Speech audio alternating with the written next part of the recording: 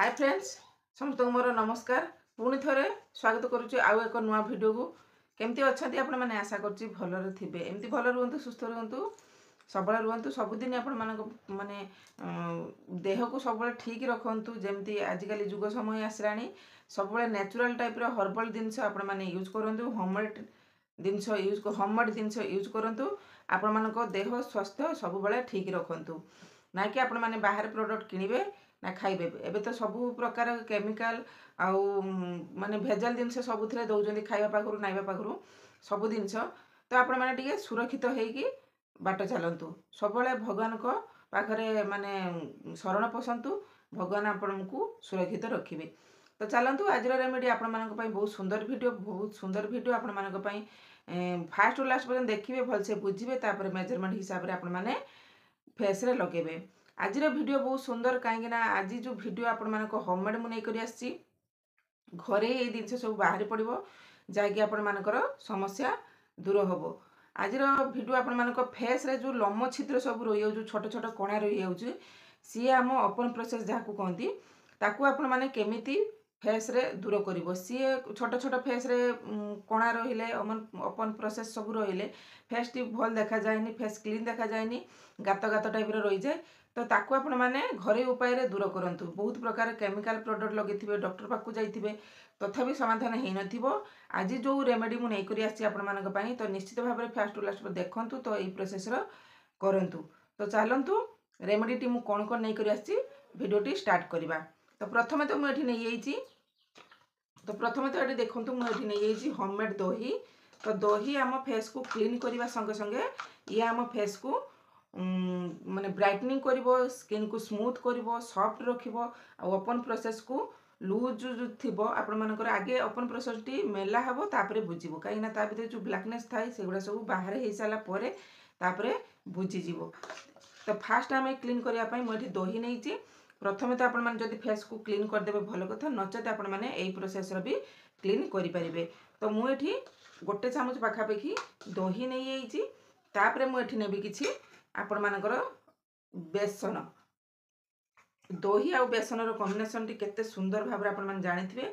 मटी बेसन गोटे चामच पाखा पाखी नै येछि तो ताकू आमे भलो भाव रे फेस रे लगेबा लगेई कि भलो भाव रे क्लीन करबा। आकू आपण माने सप्ताह 5 दिन करिवे तो आपण मानकर ओपन प्रोसेस सहित आपण मानकर फेस पूरा ग्लोइंग करिवो। तो निश्चित भाव रे एई प्रोसेस रो करंतु आपण मानकर समस्या फेस रे जहा भी अछि दूर होबो। खास करी आपण माने ओपन प्रोसेस जो थिबो सी भी बुझी जीवो।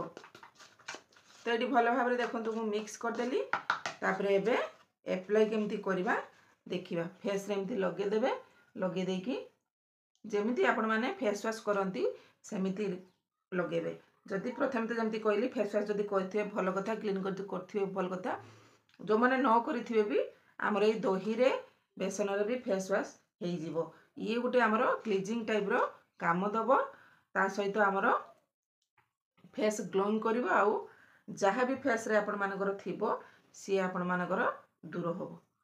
तो आकु आपण माने मुटे भी स्किप करिवे नाही दही बेसन को फेस रो मारंतु आउ फेस रे डार्क स्पॉट माने जो जदि आपण मानकर डार्क स्पॉट थिबो माने कला कला दाग थिबो सी ये एई रेमेडी द्वारा दही बेसन द्वारा आमर दूर हो जिवो।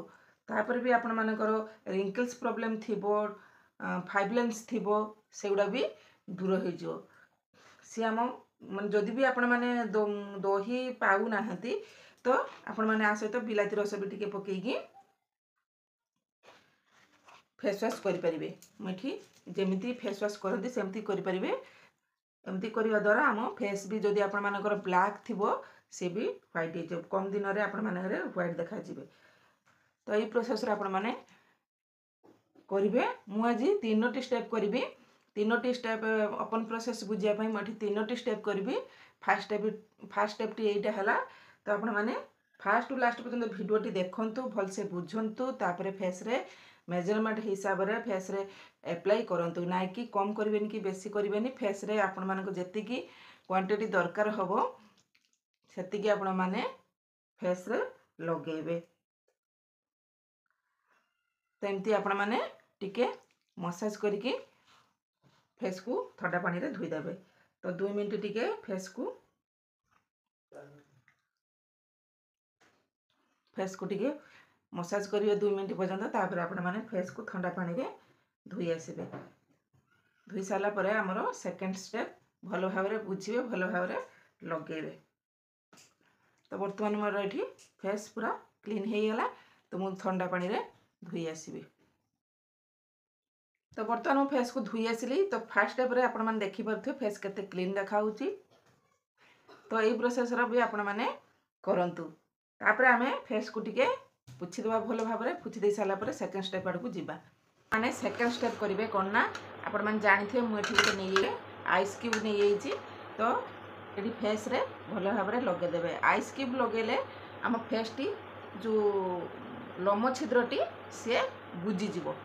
ओपन प्रोसेस बुझी जीवो आइस क्यूब द्वारा। आउ आइस क्यूब एमिति भी आपण माने डेली फेस रे लगांतु। आपण मानको स्किन रे जहाँ भी प्रॉब्लम थिबो बाहर आसला परे आपण माने लगांतु। पूरा फ्रेशनेस पाइबे। पूरा फ्रेश आपण मानको चेहरा पाई जिवे।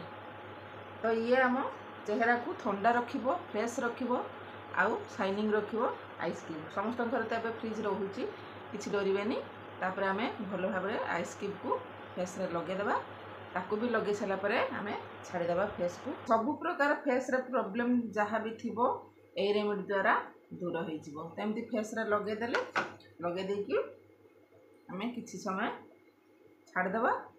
तापर आम नेक्स्ट स्टेप करबा कोन ना आम फेस पैक टा कोन लगेबा कौन तैयारी करबा चलन देखिबा। फेस को देखुथुए भल भाव में मोर एठी सुखी गलानी।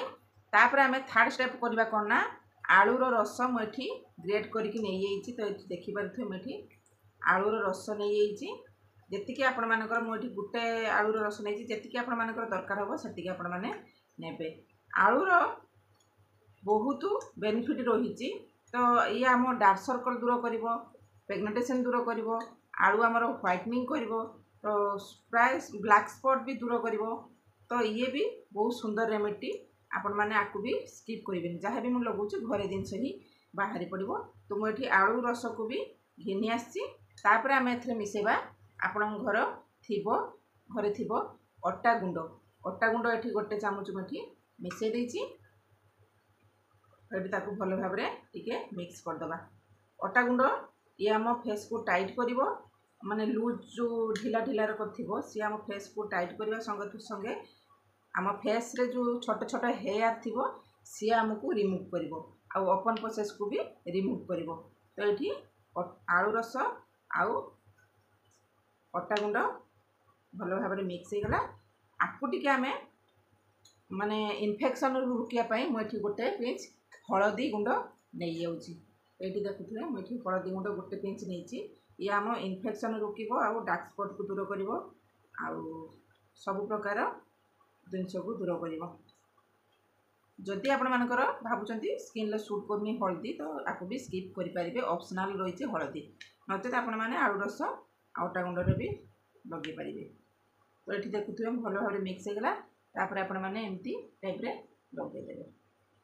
आपको लगेदे आपण मैंने 15 मिनट पर्यंत छाड़देवे। 15 मिनट पर फेस पैक टी सुखी ड्राई हो।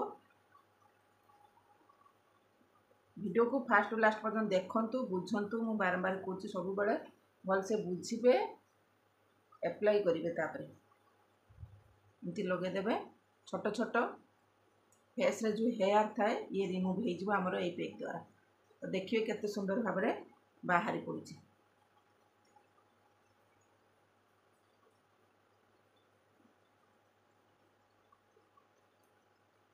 तो ये प्रोसेस आप फेस रे सब आड़े भल भाव में लगे देकी 15 मिनट पर्यंत छाड़देवे। भल भाव में लगेदेली। 15 मिनट पर देखा फेस केमती देखा। तो बर्तमान सामान देखिपे मोर ये 15 मिनट हो गलानी। पूरा पूरा फेस पूरा सुखी टाइट रही। तो आप चाहिए टी उदा हाथ करके रिमूव करेंगे।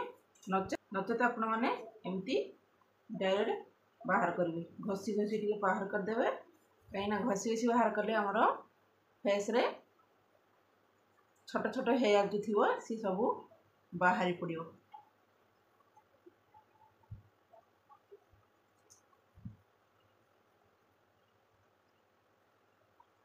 हाँ जदि आपणकर सेंसिटिव स्किन थी तो आपण मैंने उदा हाथ होगी रिमूव करेंगे ना कि आपण मैंने एमती सुखिला रिमूव करेंगे कहीं फेस पूरा रेड टाइप हो लाल पड़ तो से मैंने मुटे भी सेंसिटिव स्किन वाला मुटे भी एमती करें टे उदा हाथ होगी करेंगे।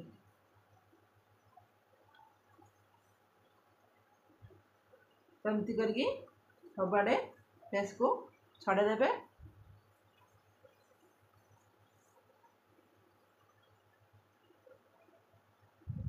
जेहेतु अटा गुंडटी आमर सुखीगला टाइट लगे तो सी आम फेस को पूरा क्लीन करदेव भल भाव रिमूव करदे आम फेस पूरा क्लीन हो गला। तापर टिके ताकू भल भाव पोछीदेवा ओदा कपड़े पोछीदेवे आ फेस धोइबे नहीं भल भाव पोछीदेवे ओदा कपड़े टिके पोछीदेवे तो बहुत सुंदर काम हो आपण मैंने देखिले तो ये मो फेस रे केते सारा समस्या दूर है एमती भी आपण मानकर फेस हेयर रिमूव है ओपन प्रोसेस भी रिमूव है आ फेस पूरा ग्लोइंग कला तो 3टा 4टा आम फेस रो प्रॉब्लम दूर हो गला। तो निश्चित भाव में आपण मैंने यही रेमेडी को ट्राई करंतु आ भल से बुझंतु तापर मेजरमेंट हिसाब रे फेस रे अप्लाई करंतु आपण मानकर शेयर दोची गारंटी दोची आपण मानकर फेस रे सब प्रॉब्लम समाधान हो जिवे।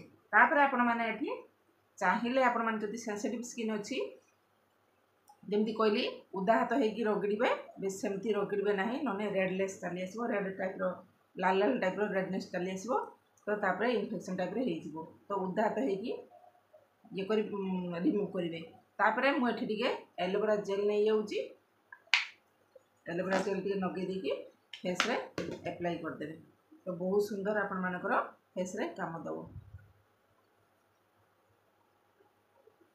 एमती करी 5 दिन करंतु आपण मानक फेस रे सप्ताह को 5 दिन करंतु आपण मानक फेस आपण माने निजे रियलाइज कर परिबे केमती आपण मानकर समाधान होउची ना कि बाहर जिनस किछि आनिबा पई पड़ला ना किनिबा पई पड़ला ना कि केमिकल जिनस लगेले तो हमर होम रेमेडी नेचुरल टाइप रा हम फेस को ठीक कर देले। तो आशा करछि आपण मानको ए वीडियोटी भल लागिथो जदि भल लागिथो निहाती लाइक करेंगे शेयर करेंगे कमेंट करेंगे चैनल जदि नुआ छथि सब्सक्राइब करेंगे जेते भी नुआ नुआ वीडियो पकेब सर्वप्रथम आपण पाखु पहुँची जीवो। तो आज पई रहउची तो आशा करछि आपण माने वीडियोटी भल से बुझिथिबे अप्लाई मध्ये ए प्रोसेस रा करिवे। पुणी देखा नेक्स्ट वीडियो रे रहउची धन्यवाद नमस्कार।